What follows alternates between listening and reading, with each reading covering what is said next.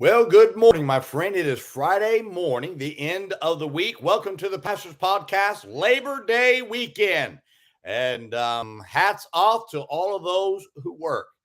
And if you look at the Labor Day weekend and see what its intent was for, it was to honor those who give their who work every day, who contribute to society. And I always like being around people who work hard, and certainly God always blesses hard work. I like this kind of a weekend where we kind of give focus on those who work, not just in the workforce, but even white collar people. They work hard. Sometimes they use your brain. You've got the military. They have their day. And then even in the ministry, those who work hard in the ministry.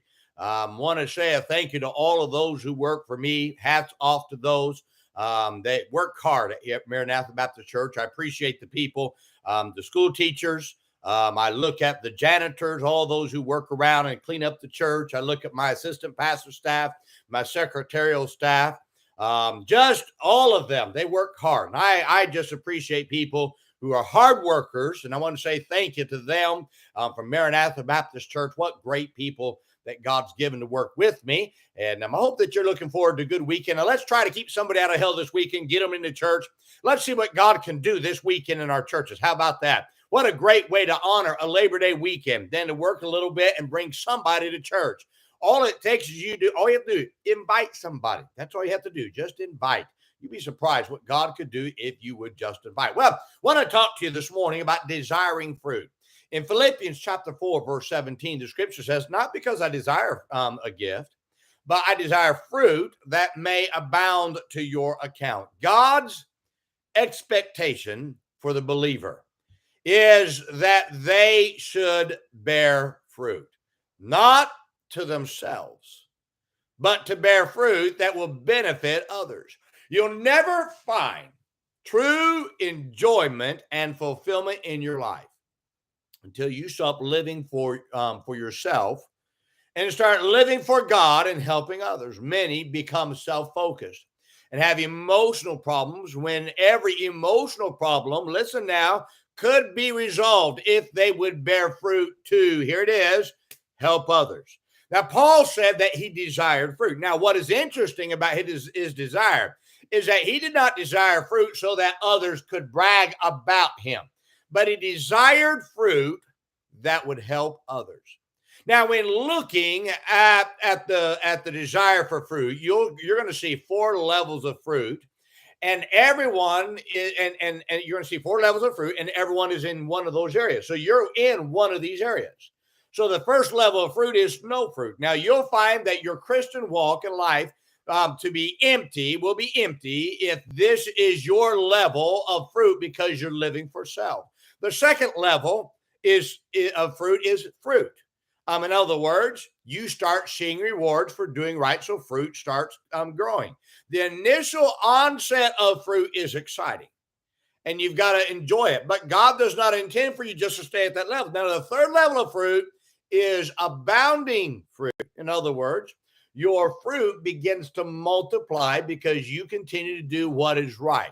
Now, here's the fourth level of fruit, which is the most rewarding level, and that is fruit that pours out to help others. Now, so in other words, I have no fruit. That's selfishness. I have fruit. That's exciting. I have abounding fruit. I get that abounding fruit. It starts overflowing.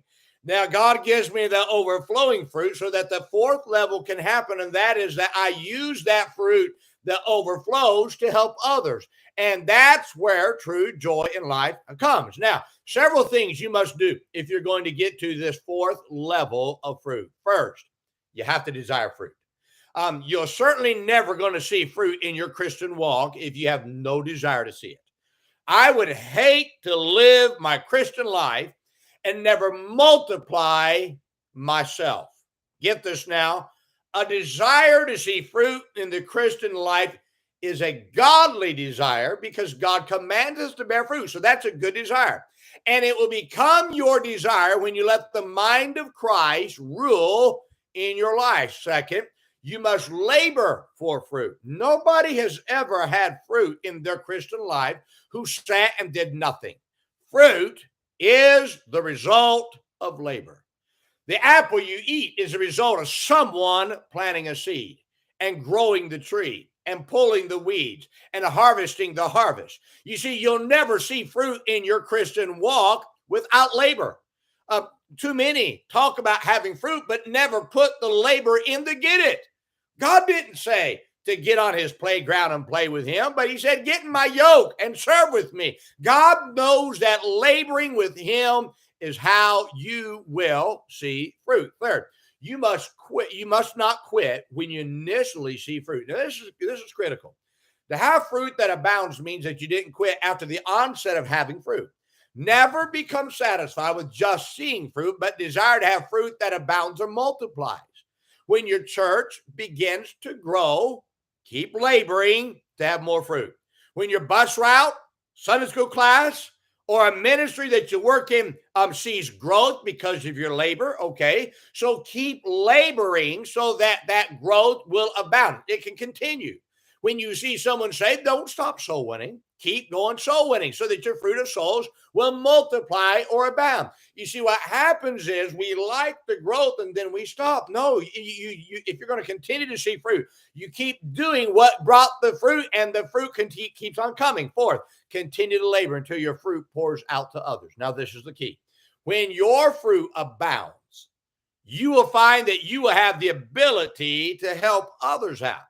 One day, if you keep serving the Lord and laboring in his harvest, you'll see the fruit of your labor serving on a mission field, pastoring a church, or serving in a church as a layperson. Now, this is the level of fruit where true fulfillment in your Christian walk or in a church is going to come. Too many churches say, "Oh, we want fruit to abide. We want fruit that remains." Yes, that fruit that remains is supposed to be sent out to go help somebody else. Now, the problem is so many churches are talking about it, but they're not doing anything to get labor. Now, Christian, you listen to me. Your church, don't blame your church for not having fruit if you're not the one helping bring in the fruit. Why? Because you're part of the church body that helps bring in fruit. The church as a building is not going to build fruit. It's the people inside of that building that make up the church. That's where the fruit comes. There are churches today in 2022, listen to me, that are dying on the vine. They're in a construction project to do what? To downsize. Isn't that sad? I'd hate to think that my church is in a building program to downsize its auditorium. Can I tell you, if you're in a church like that, I think if that church doesn't get fired up, then you need to go somewhere where a church is doing something for God.